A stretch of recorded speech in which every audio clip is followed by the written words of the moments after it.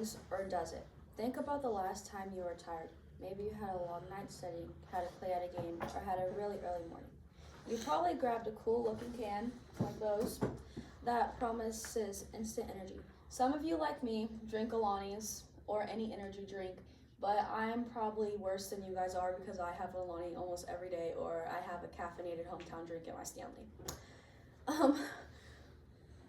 But do we really know what goes into our bodies and how they work? Red Bull, Monster, Celsius, and Alani promises instant energy, hyperfocus, and better performance.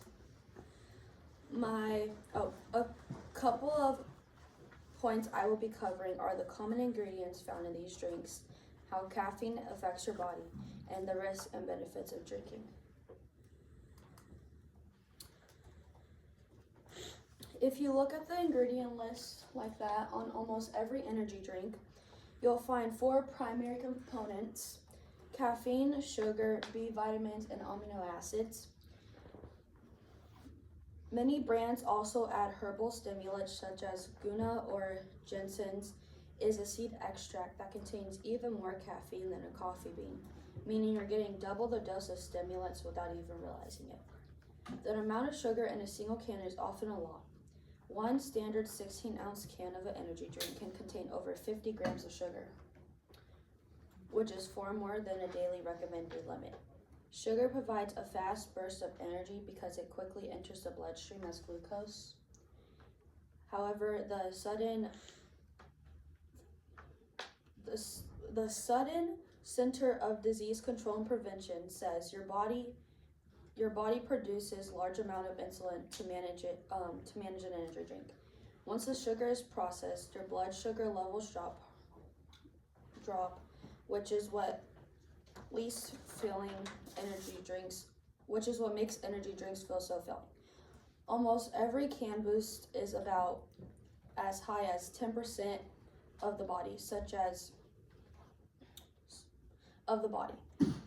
but you're also getting B vitamins as well, as you can see in that the stuff that's inside the energy drink.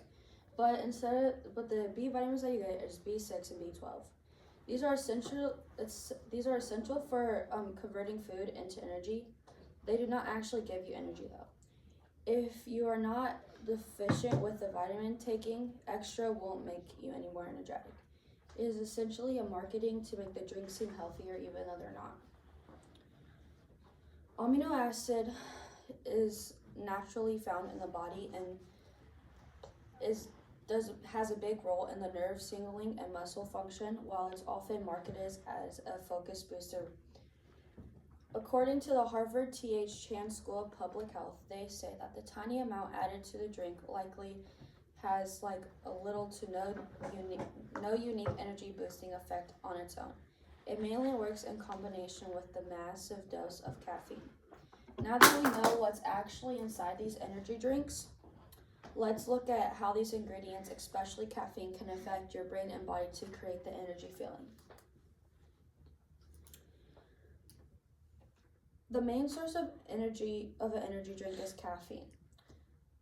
The way caffeine works is by tricking your brain to thinking that you're not tired. There's a natural chemical that builds up throughout the day and is the substance that tells your body you are tired when the chemical binds. And the receptors, you start feeling drowsy, which makes you tired even though you think that just because you're drinking an energy drink, you're not going to be tired. The Mayo Clinic staff state that caffeine structure is so similar to the natural chemical that it's easily bind to those receptors. Instead, caffeine doesn't make you more rested, it simply blocks the signal from your brain getting through caffeine from your brain, which gets through the caffeine. It doesn't just stop right there though. Once it blocks the tired signal, it directly increases the production of adrenaline and dopamine. Dopamine is the chemical associated with pleasure and alternate, giving you the temporary feeling of focus or confidence. Adrenaline is basically the fight or flight hormone, which I'm pretty sure all of us have heard of, fight or flight.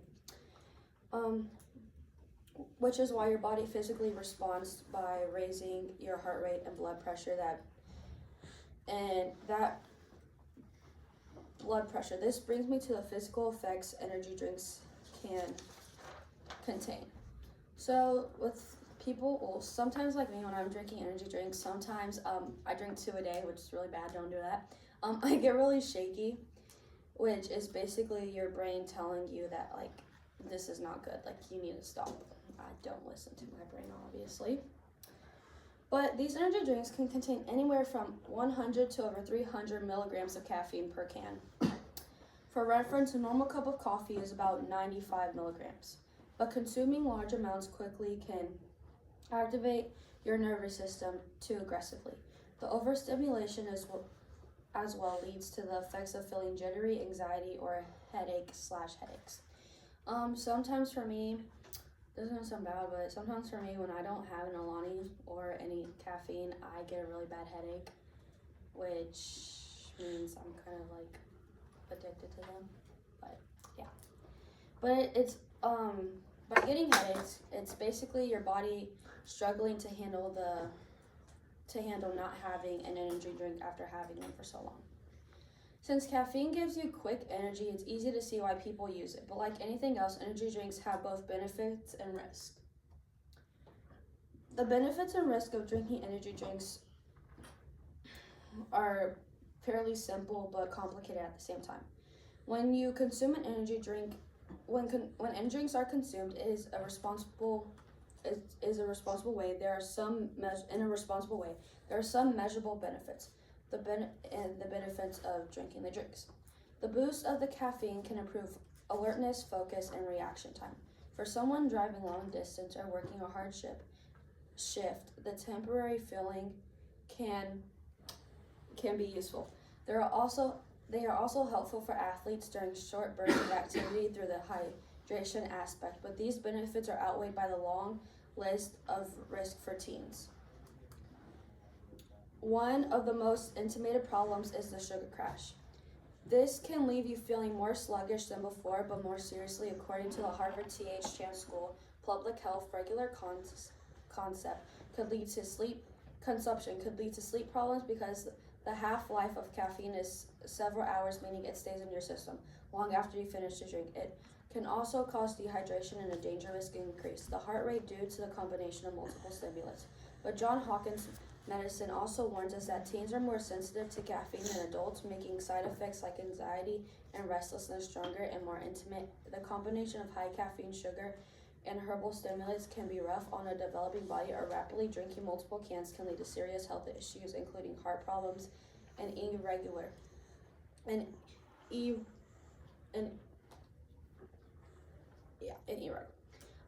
But understand both the good and the bad understand both the good and the bad. This makes more choices about energy drinks helpful. In conclusion, energy drinks may seem like a quick fix for staying awake or better performance, but what's inside of them matters. I hope that since you guys now know that the combination of caffeine, sugar, and stimulants boosting your energy by changing the way your brain and body works gives you a better, clear understanding of what they do. John Hopkins Medicine also warned us that the boost comes with potential risk. By knowing what these drinks do to you, from the temporary focus to the increase in the heart rate, you can choose when to drink them wisely and avoid overdoing. Next time you reach for a Monster, Celsius, Red Bull, or Alani, you'll know exactly what you're giving your body. And don't drink 3 in one day.